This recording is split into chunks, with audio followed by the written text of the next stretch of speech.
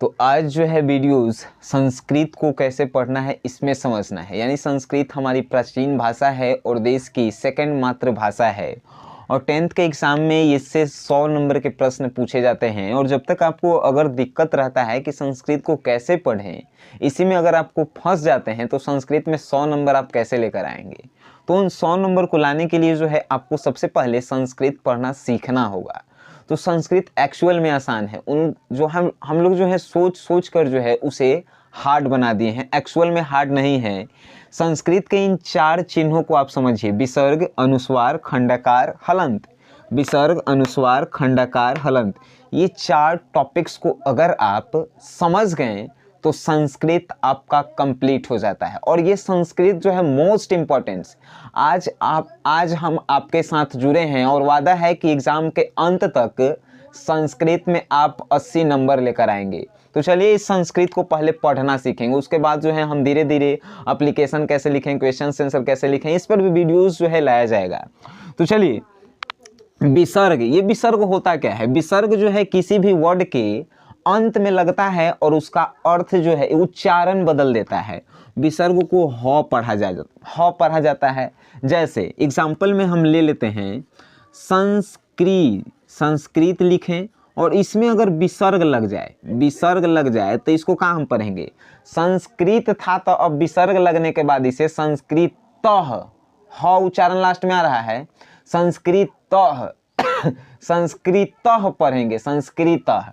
तो विसर्ग इतना समझ गए।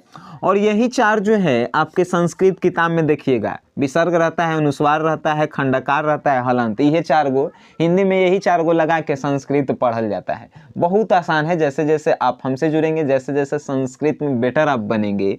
अनुस्वार की बात करते हैं तो अनुस्वार का एक का मतलब होता है म और एक का मतलब होता है न। अब इसको भी थोड़ा समझते हैं।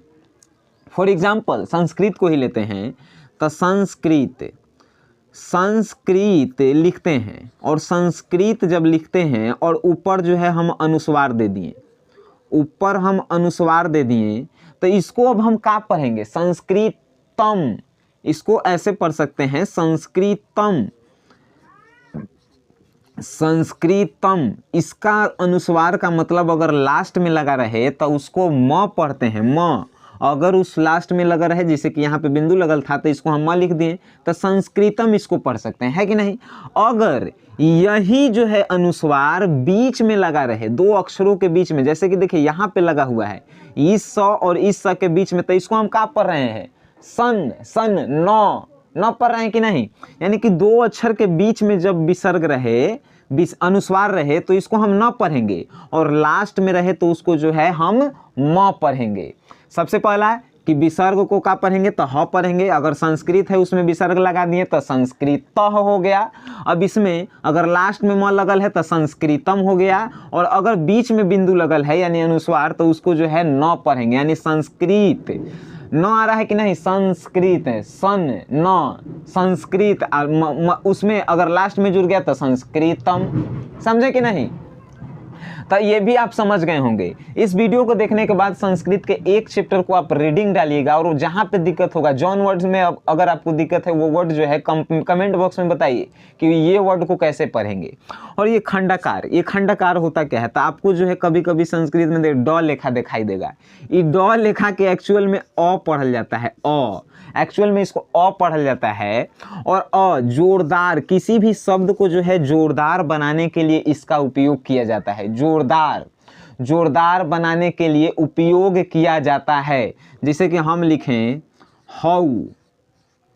हऊ, एकरा में ऐसे लिखा रहेगा, तो ये जो है अ जो है अंते नहीं हो रहा है, हऊ अंते नहीं हो रहा है, तो इसीलिए खंडाकार का उपयोग किया जाता है। इसका एक्चुअल में उपयोग है 2 शब्दों को बीच से बांटना और उसके उच्चारण को जो है स्पष्ट करना ही खंडाकार का जो है उपयोग है।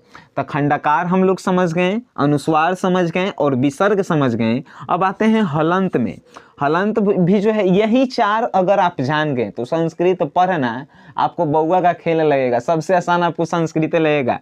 पहले के आदमी संस्कृत काहे बोलते थे? एक्चुअल में ये आसान था, है कि नहीं? तो हलंत की बात करते हैं। हलंत का मतलब होता है आधा करना, यानी कि जैसे सपोज डैट क लिखा हुआ है, तो क किससे मिलकर बना हुआ है? क व्यंजन वर्ण है, और व्यंजन वर्ण की परिभाषा किसे कहते हैं?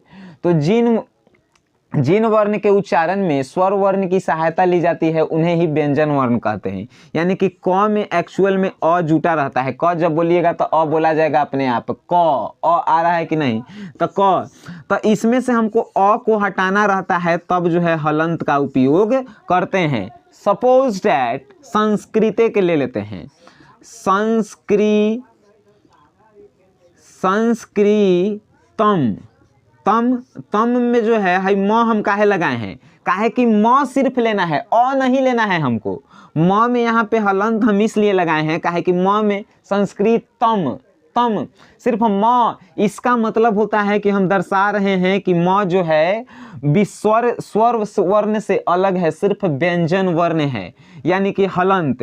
तो हलंत संस्कृत हिंदी की तरह संस्कृत है, सिर्फ इस चार का उच्चारण, यानी कि विसर्ग लगा दें, अनुस्वार लगा दें, खंडकार लगा दें, हलंत लगा दें, तो संस्कृत जो है आपको पढ़ने आ जाएगा। ये चारों समझ गए। संस्कृत पढ़ना लिखना जो है आज के बाद जो है आपके बाएं हाथ का खेल हो जाएगा। तो हम आशा करते हैं कि इस वीडियो के माध्यम से आप पढ़ना सीख गए होंगे। कैसे? वीडियो देख के नहीं, अब वीडियो देख लिए हैं, समझ गए हैं, तो एक पेज किताब निकालिए और किताब निकाल के पढ़िए। जैसे जैसे दिन आपके नज़दीक आ रहा है वैसे वैसे जो है आप लोगों के लिए भी जो है लगातार प्रयास किया जा रहा है। अभी 12th का एग्ज़ाम है, इसीलिए फोकस जो है उन पे है। जैसे उनका एग्ज़ाम का डेट आखिरी दिन तक आता है, आप लोगों के साथ जो है लगातार हम जुड़ते रहेंगे। सो गाइस, वीडियो देखने के लिए थैंक यू।